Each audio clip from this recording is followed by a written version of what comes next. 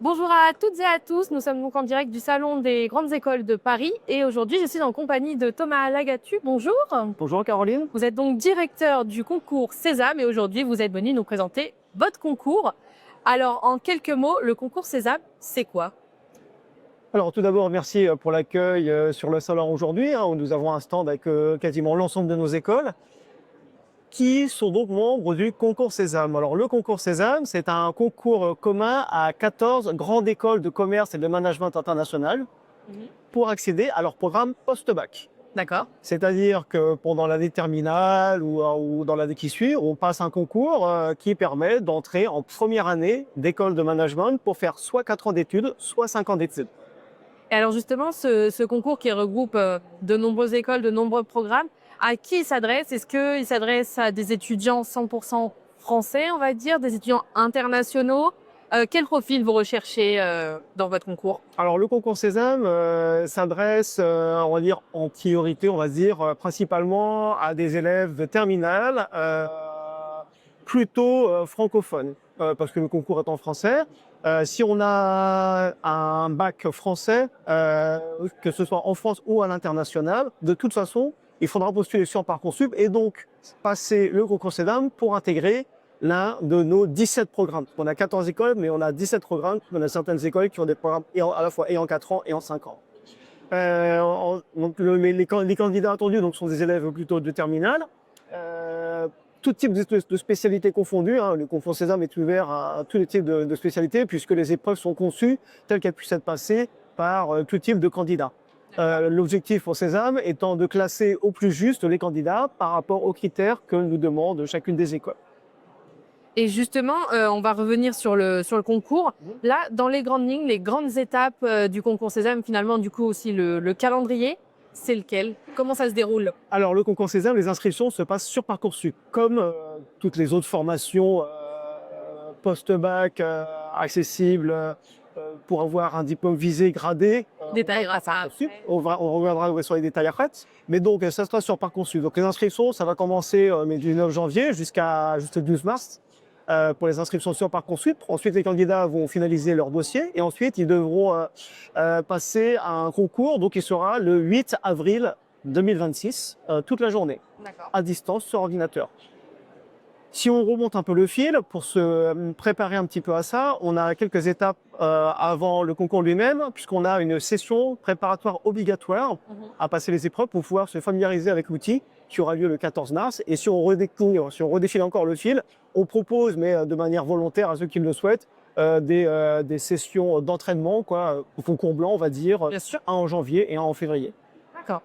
Et après, il me semble qu'il y avait aussi une partie un peu orale, mais ça, on y reviendra. On y reviendra après. Effectivement, ça, c'est une fois qu'on a passé les écrits, donc c'est la partie admissibilité au concours. Voilà. Donc là, si on redéroule le calendrier dans l'autre sens, donc une fois qu'on a passé les épreuves le 8 avril, on va publier les résultats autour du 23-26 avril. On va publier le 23, pardon, on publie les résultats d'admissibilité sur notre site MySésame, où là, les candidats sauront formation par formation qu'ils ont choisi, s'ils sont retenus pour passer les épreuves orales. Si c'est le cas, effectivement, ils devront passer des épreuves orales dans les établissements, là, à la fois un entretien de motivation et un entretien de bande. Alors, on va justement, je vais reprendre votre terme, on va renrouler le calendrier et on va se positionner au niveau des inscriptions. Donc, Parcoursup, grande étape de l'année de terminale pour les lycéens qui nous regardent. Concrètement, si on veut intégrer l'une de vos écoles, on passe par Parcoursup. Comment ça se passe? Combien de vœux ça représente? Est-ce que vous pouvez nous décrypter un peu ça? Oui, bien sûr. Donc sur Parcoursup, le gros avantage d'un concours commun tel que Sésame, c'est que ça ne décomptera qu'un seul vœu parmi les 10 vœux auxquels les candidats peuvent prétendre. Donc tout candidat a le droit à 10 vœux. Quand il sera sur Parcoursup, à partir du moment où il aura choisi l'une des écoles Sésame, donc on a 7 programmes en Bac plus 4 et 10 programmes en Bac plus 5, dès qu'il en aura choisi l'une d'elles, automatiquement le système lui dira, une fois qu'il aura rempli son petit dossier, voilà, vous avez choisi ce billet, il fait partie de Sésame. Dans Sésame, il y a tous ces autres choix. Comme les différents programmes de Sésame peuvent se décliner sous forme de campus, track anglophone, track sciences politiques, double diplôme ingénieur, etc., on se retrouve avec pas loin d'une cinquantaine de sous-vœux disponibles sur Parcoursup. Et le candidat peut en prendre autant qu'il le veut. Il n'y a aucune limite sur le nombre de sous-vœux qu'un candidat peut faire sur Parcoursup. Ça ne décomptera de toute façon qu'un seul vœu, le vœu Sésame. Alors, une fois que donc, j'ai fait mon vœu sésame, je suis convoquée aux épreuves écrites. Tout à fait. Les épreuves écrites, vous avez dit donc qu'elles se déroulent à distance. Est-ce que vous pouvez nous expliquer un petit peu quelles sont ces différentes épreuves et justement aussi ce qui est attendu des candidats à ce moment-là? Alors pour les épreuves écrites du concours Sésame, effectivement, elles se passent à distance sur ordinateur depuis chez soi, sur une plateforme dédiée qui s'appelle TEIA et pour lequel donc on familiarisera le candidat au fur et à mesure de son inscription au concours. Il devra passer donc une série d'épreuves sous forme de 3 séquences. Une première séquence qui s'appelle Comprendre, où il devra passer donc des exercices de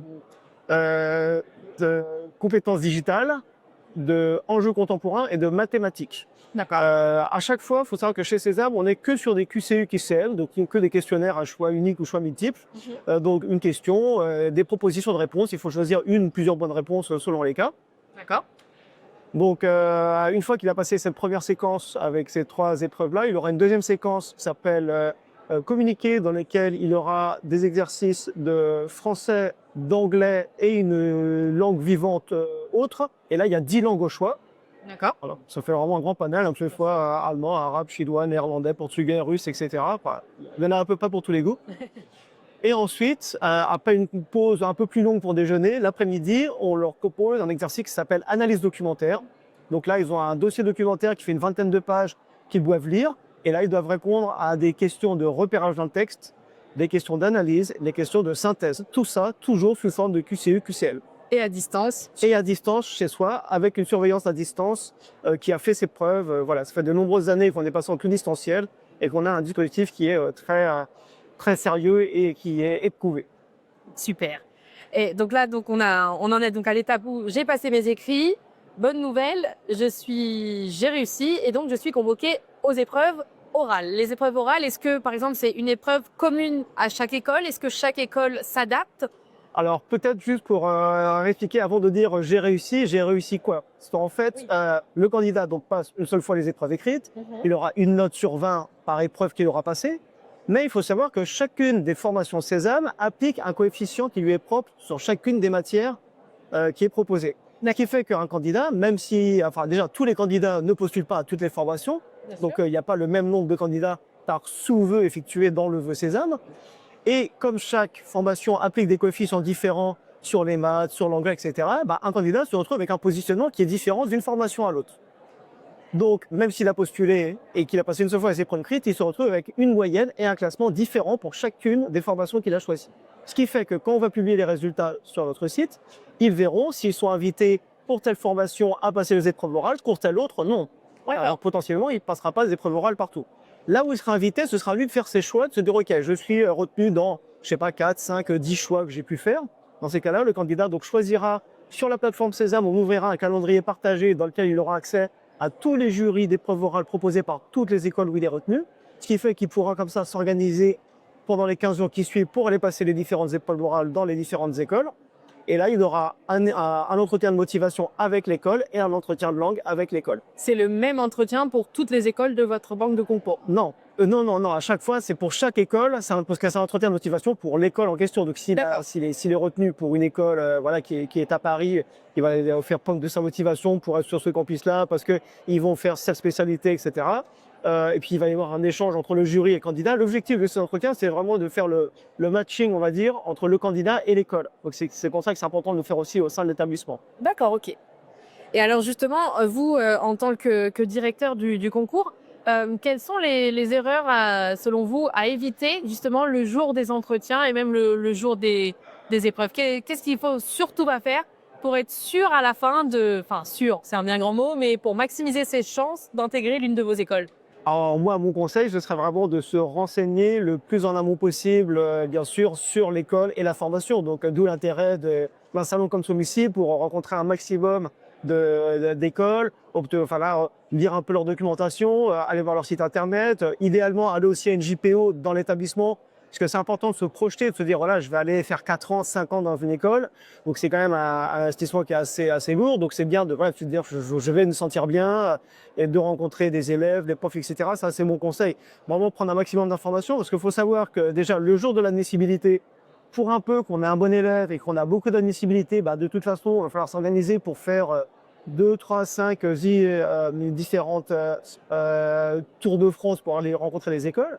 Et puis aussi, surtout, au moment des résultats d'admission, si le candidat se retrouve avec plusieurs propositions d'admission, il a très peu de temps pour prendre sa décision. Donc, s'il ne s'est pas projeté de savoir s'il veut être à Nice, à Lyon ou à Paris, s'il veut plutôt aller sur une école qui va plutôt se spécialiser sur la finance ou plutôt sur le marketing international ou sur le luxe, c'est bien de se renseigner avant pour savoir un peu ce qu'on veut. Parce que sinon, on risque d'être un petit peu démuni face au choix. Alors, bien sûr, si on n'est pas un bon élève, on n'aura pas beaucoup de choix. Bon, bah, ma foi, voilà. Mais si et ce qui est le cas chez César, on a quand même beaucoup d'assez bons élèves, donc quand même potentiellement beaucoup de réponses positives. Et là, il faut bien sûr avoir le maximum de choix disponibles. Écoutez, merci beaucoup pour cette interview. Avant de se quitter, en un mot, que retenir du concours Sésame 2025-2026? Le concours Sésame 2025-2026, c'est 14 écoles, grandes écoles de commerce et management international. Le 8 avril, c'est ça le seul mot à retenir. Le 8 avril, le concours a passé et bien sûr les inscriptions sur Parcoursup. Merci à vous et merci à toutes et à tous de nous avoir suivis. Je vous dis à très bientôt. Merci.